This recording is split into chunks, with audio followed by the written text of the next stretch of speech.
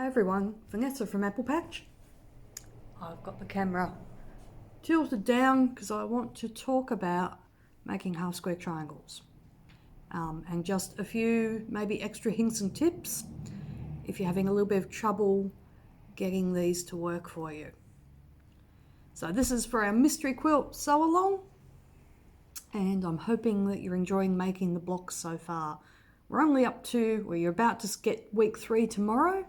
And these are some half square triangles I've made for one of the blocks for tomorrow. So one of the things we want to look at is if you're using the oversized method to make your half square triangles, so that's where you cut your squares just a little bit larger and then we sew them together and then we trim off around the outside. One thing you want to watch for is that this diagonal line should come right onto the point. Hopefully that's in focus, right to the point there. Now this one I've pressed open. You can also press these to the side, but that's what we're looking for. We're looking for that line to come right out to the point.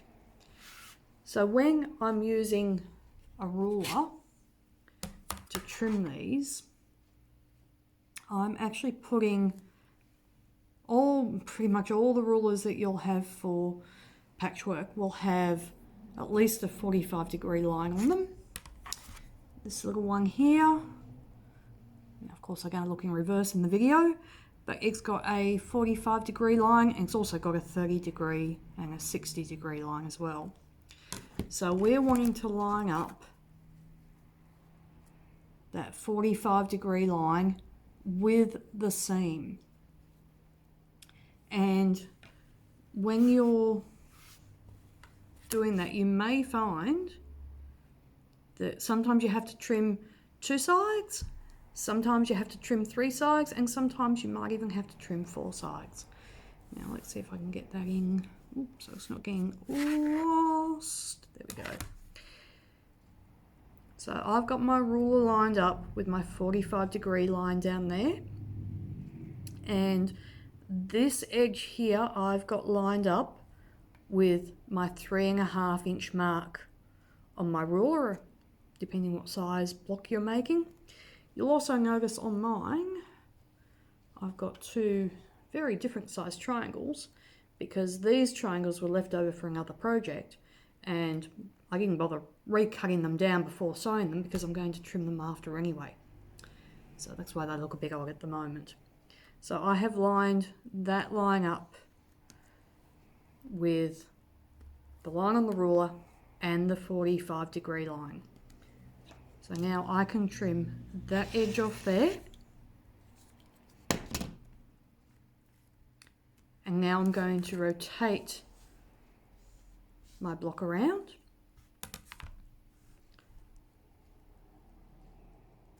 Line up my 45-degree line.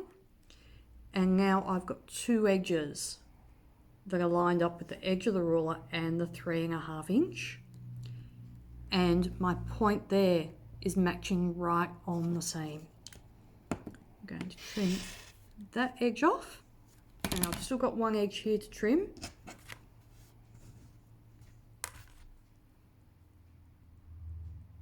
Now this time my 45-degree line isn't on my seam because I've already now got 3 edges trimmed to the right size.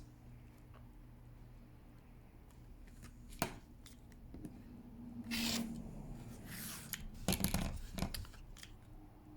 off that little dot here.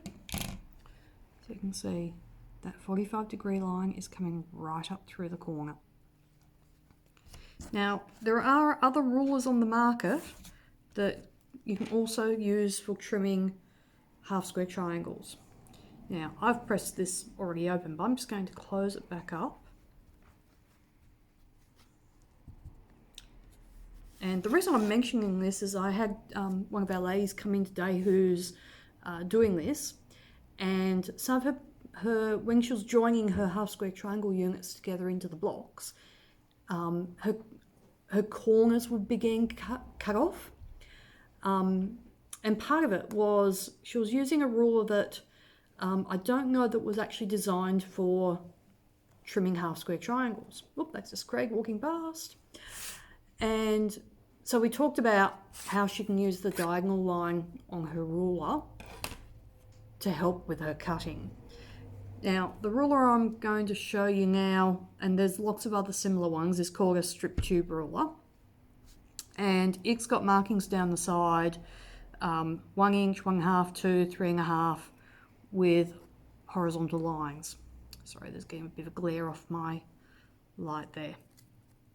And what I do with this ruler is I'm making units that I want to finish at 3.5 inches. So I find the 3.5 inch marking, which is that dotted line there, and I put that on right on top of my seam. So I've lined that 3.5 inch dotted line with my seam. And now I can trim 2 edges. Now I don't like cutting sideways. I'm going to actually rotate my work and realign the ruler. Now if you do have a rotating cutting mat, they can make life pretty good too.